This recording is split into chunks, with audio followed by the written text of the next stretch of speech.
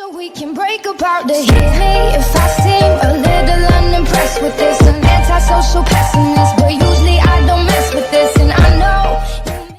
Hello and welcome back to this new video, guys. And here we would like to dive a little in a case study or a little challenge for you, which is a real world scenario actually, because this is a question which is asked from our client. Or you be if you want to be a data analyst or business analyst, you will be getting this question in the future. So you can read the question that what the client wants to know here. He wants to know what is the difference in the average sales versus the previous month sales, and how would you create this formula that answers this question in DAX. So now, of course, you need to stop this video and try by yourself. And as soon as you're done, or you need some additional guidance or help, then of course return to this video and follow along with me. Now, what I'll do, I'll create a next page here, and I'll add a table here.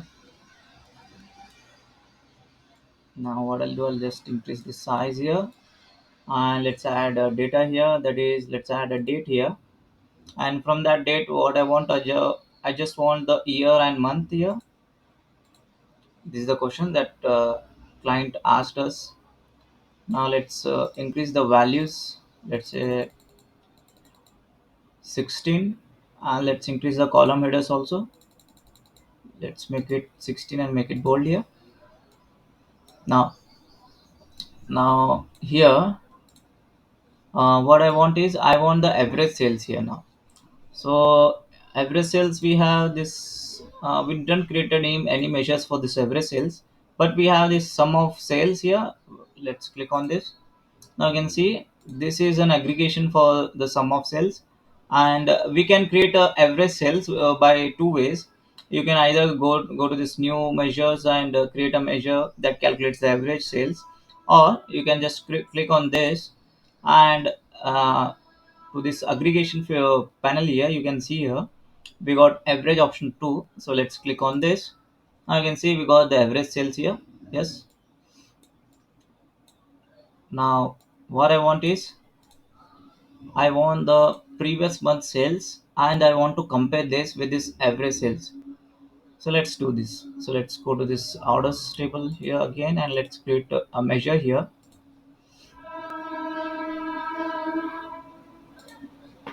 and let's make this as what, let's say this is my average sales comparison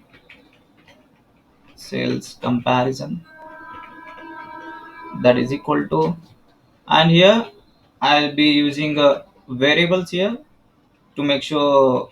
I'll be using what, this average sales here. So here I'll be using previous month sales, sorry, average sales, and you can see here I'll added underscore at the beginning of this variable name, because it will be unique. It will be easy to identify the average, the variable names here.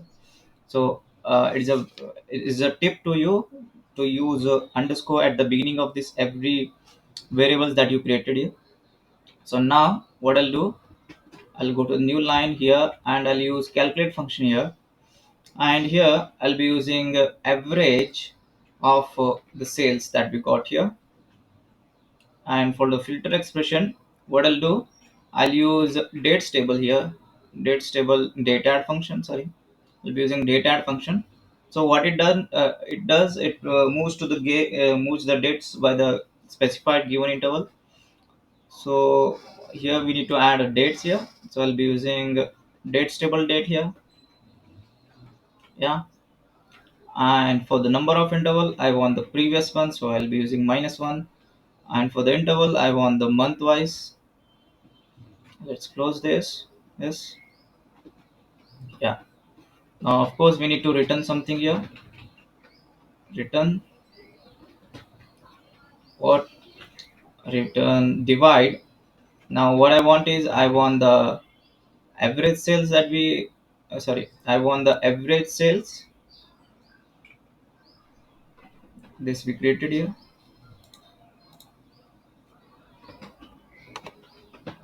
So you can see now, when I click on underscore here, you can see previous month average sales that we got here. So this minus, now what I want is, I want the current sales, current average sales too. So I'll be using average function here. First,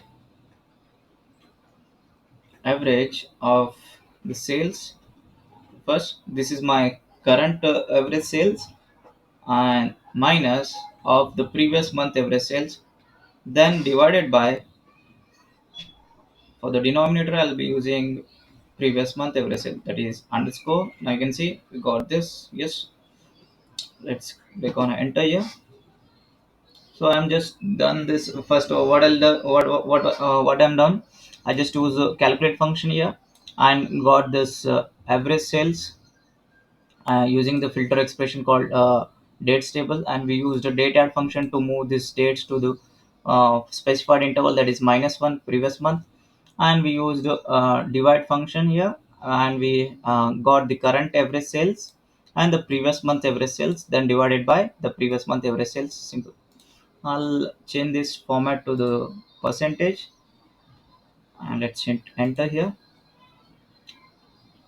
You can directly use the calculate function here.